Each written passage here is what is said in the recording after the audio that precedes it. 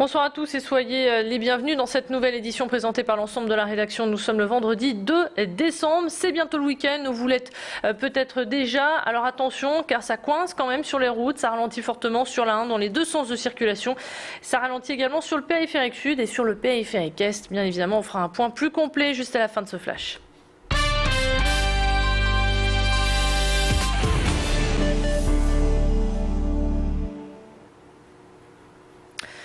C'est parti pour la 25e édition du Téléthon. Aujourd'hui et demain, la France entière se mobilise pour faire avancer la recherche sur les maladies génétiques neuromusculaires. Vos dons permettront de financer ces projets. En 25 ans, de nombreuses batailles ont été livrées, mais le combat n'est pas encore gagné. Alors pour recueillir encore plus de dons, les élèves et stagiaires de l'école de toilettage Audreco se mobilisent pour toiletter un maximum d'animaux. Ils espèrent récolter cette année à peu près 500 €.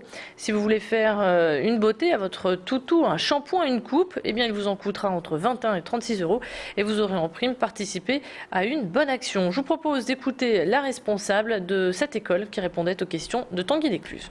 C'est un moyen de toute façon on gagne de l'argent, donc autant en faire bénéficier de toute façon ceux qui en ont besoin à ce moment-là.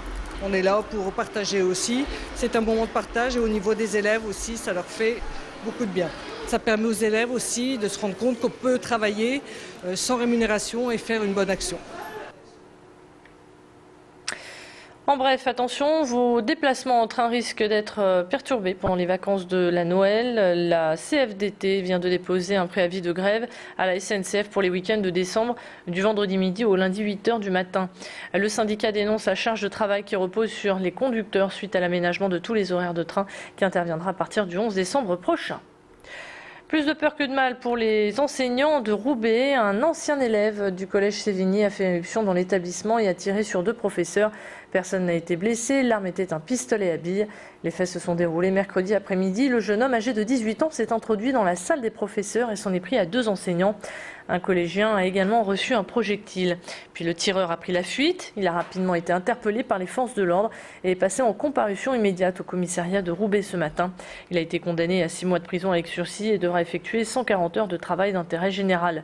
Selon Bertrand Ségard, le chef de l'établissement, cet ancien élève était dans un état second au moment des faits et aurait agi par rancœur. Pour lui, ce geste reste un cas isolé.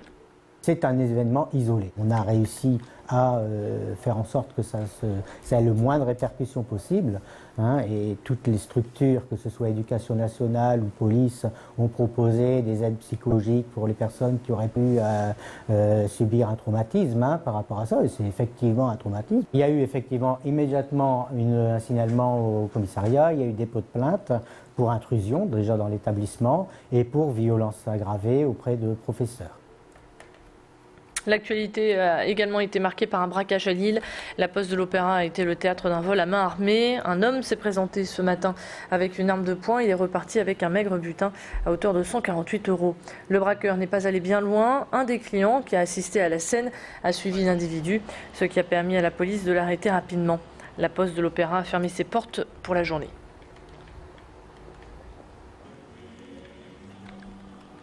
En politique, après David Douillet, hier, c'est au tour d'Hervé Morin de venir sur la métropole lilloise. Le président du nouveau centre et candidat au présidentiel entame son tour de France dans cette course aux élections 2012. Il a rencontré hier les étudiants de Sciences Po Lille pour présenter son projet économique.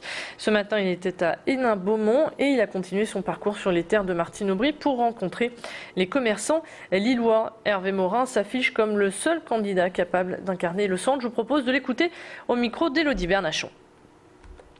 Les centristes de l'UMP ont disparu. Ils ont été phagocytés. Moi, j'entends la droite populaire, j'entends pas les centristes de l'UMP. Donc, ce qui est clair, c'est qu'il apparaît que la majorité doit être construite sur 2 piliers. Un pilier avec une droite assumée, qui est l'ancienne RPR, qui d'ailleurs a repris toutes les postes et toutes les responsabilités au sein de l'UMP. Et de l'autre, une aile centriste, très clairement fédéraliste, humaniste, faisant confiance à la société pour être facteur de transformation de la société. La zone de l'Union à Tourcoing a remporté le prix national des écoquartiers 2011, décerné par le ministère de l'écologie. Cette ancienne friche industrielle de 80 hectares hébergera à terme plus de 4000 habitants. Ce projet vise également la création de 4000 emplois. Son originalité, l'autosuffisance énergétique et l'implantation d'espaces verts.